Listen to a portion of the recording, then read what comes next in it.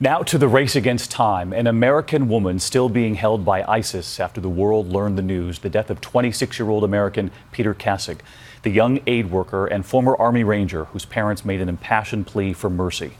Tonight, something very different about the newest videos. The faces of ISIS fighters uncovered, a bold move as those U.S. airstrikes have yet to find them.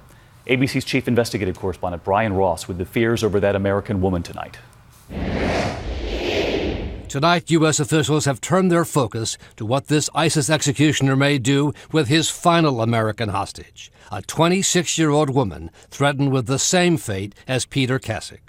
Today in Indianapolis, Kassig's parents, Ed and Paula, asked for prayers for their son and for the others still being held captive. Pray also for all people in Syria, in Iraq, and around the world that are held against their will.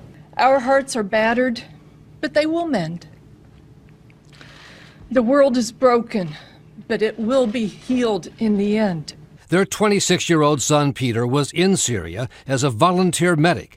In captivity, Kassig even converted to Islam and changed his name to Abdul Rahman. But none of that made any difference to ISIS. This is Peter Edward Kassig.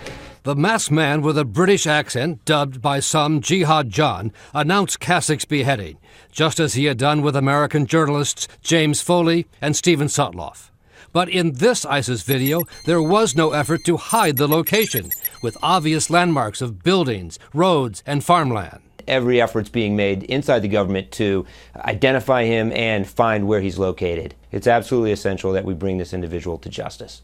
On the same ISIS video, Jihad John is shown leading more than a dozen unmasked ISIS fighters in a chilling mass beheading.